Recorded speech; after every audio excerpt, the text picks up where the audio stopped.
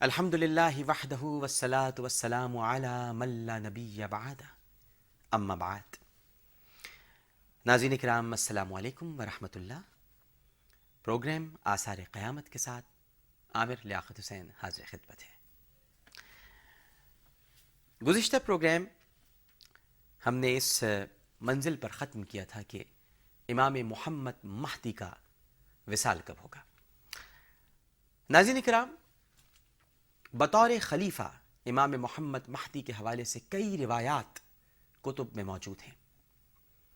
آپ ہی کے عہد میں حضرت عیسیٰ علیہ السلام کا نزول ہوگا.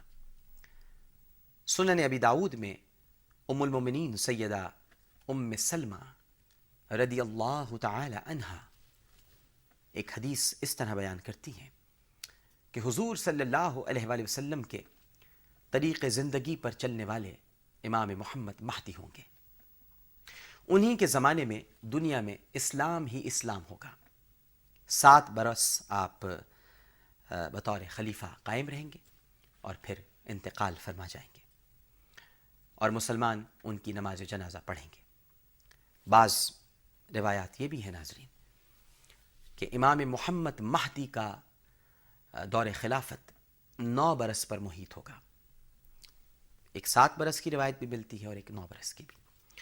مستدرک حاکم میں حضرت ابو سعید خدری رضی اللہ تعالی عنہ کی روایت سے معلوم ہوتا ہے کہ یہ 9 برس پر محیط ہوگا. لیکن شاہ رفیع، جو کہ شاہ رفیع الدین محدث دہلوی اور دیگر علماء کرام، ان کی رائے کے مطابق اور تحقیق سے پتہ چلتا ہے کہ امام محمد مہدی کے عہد خلافت میں 7 برس پرامن طریقے سے گزریں گے. 8واں برس دجال سے لڑائی کی تیاری میں صرف ہوگا اور 9واں برس وہ حضرت عیسیٰ علیہ السلام کی معیت میں بسر کریں گے. پھر آپ وصال فرما جائیں گے. حضرت عیسیٰ علیہ السلام آپ کی نماز جنازہ پڑھائیں گے اور اپنے ہاتھوں سے آپ کی تدفین کریں گے. ناظرین کرام، یہ تو حضرت امام محمد مہدی کی کے معاملے میں ہم نے گفتگو کی کہ ان کا وصال کب ہوگا اور جو کہ آپ نے سماعت فرمایا. اب آتے ہیں ہم فتنہ دجال کی طرف اور وہ ہم آپ کو بتاتے ہیں کہ یہ سب کیا معاملات ہیں. صحیح مسلم میں ہے کہ قسطنطنیہ کی فتح کے بعد مسلمان مال غنیمت تقسیم کرنے میں مشغول ہوں گے کہ خروج دجال کی جھوٹی خبر مشہور ہو جائے گی، جسے سنتے ہی مسلمانوں کا لشکر شام کی جانب روانہ ہو جائے گا. مسند امام احمد بن حنبل میں ہے کہ جب یہ لوگ راستے میں ہوں گے تو پتہ چلے گا کہ یہ خبر جھوٹی تھی، لیکن جو ہی یہ لوگ شام پہنچیں گے دجال واقعی نکل آئے گا. دجال کا ظہور قیامت کی بڑی علامات میں سے ایک ہے. اس کی شکل میں ایک ایسے فتنے کا ظہور ہوگا جو اس سے قبل چشم فلک نے دیکھا ہوگا، نہ ہی زمین نے کسی ایسے فتنے کا بوجھ اٹھایا ہوگا. صحیح مسلم میں حضرت عمران رضی اللہ تعالی عنہ کہتے ہیں کہ میں نے نبی کریم صلی اللہ علیہ وآلہ وسلم کو یہ فرماتے سنا ہے کہ آدم کی پیدائش اور روز قیامت کے درمیان ایک بہت بڑا فتنہ ظاہر ہوگا اور وہ دجال کا فتنہ ہے. اس فتنے سے بچانے کے لیے ہر پیغمبر نے اپنے امتیوں کو اس سے آگاہ کیا.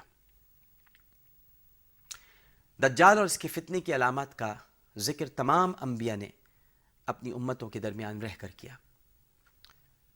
دجال اس مسلمان لشکر میں سے ظاہر ہوگا جس نے قسطنطنیہ فتح کیا ہوگا اور یہ لشکر شام تک پیش قدمی کر چکا ہوگا. یہ مشرق سے نمودار ہوگا، شہر شہر مارا پھرے گا، جہاں جہاں جائے گا وہیں فتنہ پھیلائے گا. دجال کے بارے میں یہ سوال بھی ذہن میں آتا ہے کہ اگر اس کا فتنہ اتنا زیادہ اور اتنا ہی اہم ہے تو قرآن میں اس کی شہادت کیوں موجود نہیں، جبکہ یاجوج ماجوج، نزول عیسیٰ علیہ السلام، دعوت الارض، یہ ساری علامات جو کہ قیامت سے پہلے ظاہر ہوں گی، ان کا واضح ذکر قرآن مجید میں موجود ہے. دعوت الارض کا بھی ذکر موجود ہے. اس حوالے سے صحیح بخاری کی ناظرین ایک شرح ہے، شرح فتح الباری. اس میں علامہ ابن حجر اسقلانی فرماتے ہیں کہ قرآن کریم کی اس آیت میں دجال کا ذکر موجود ہے۔ کون سی آیت؟ یہ سورہ انعام ہے اور اس کی 158ویں آیت ہے۔ اللہ سبحانہ وتعالی ارشاد فرماتا ہے، جس دن تمہارے رب کی ایک نشانی آئے گی تو کسی کو اس کا ایمان فائدہ نہ دے گا۔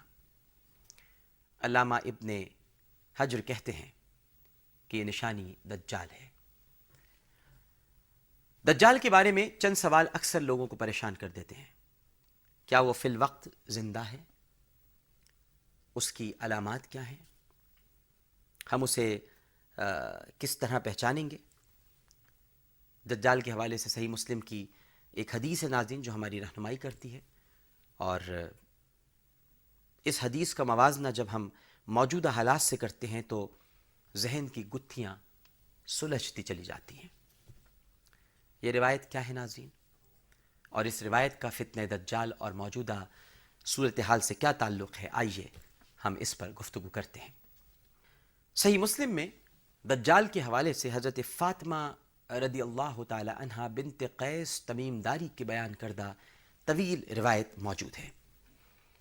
حضرت فاطمہ رضی اللہ تعالی عنہا بنت قیس تمیم داری کہتی ہیں کہ میں نے نبی کریم صلی اللہ علیہ وآلہ وسلم کے منادی کو یہ اعلان کرتے ہوئے سنا، نماز جمع کرنے والی ہے، الصلاۃ جامعہ، یعنی نماز تیار ہے، مسجد کو چلو۔ چنانچہ میں مسجد میں گئی اور نبی کریم صلی اللہ علیہ وآلہ وسلم کے ساتھ نماز پڑھی۔ جب رسول اللہ صلی اللہ علیہ وآلہ وسلم نماز سے فارغ ہو چکے تو منبر پر تشریف لے گئے اور تبسم فرماتے ہوئے ارشاد فرمایا، جس آدمی نے جہاں نماز پڑھی ہے وہیں بیٹھا رہے۔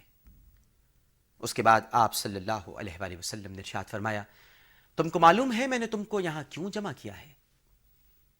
لوگوں نے عرض کیا، اللہ اور اللہ کا رسول صلی اللہ علیہ وآلہ وسلم زیادہ جانتے ہیں۔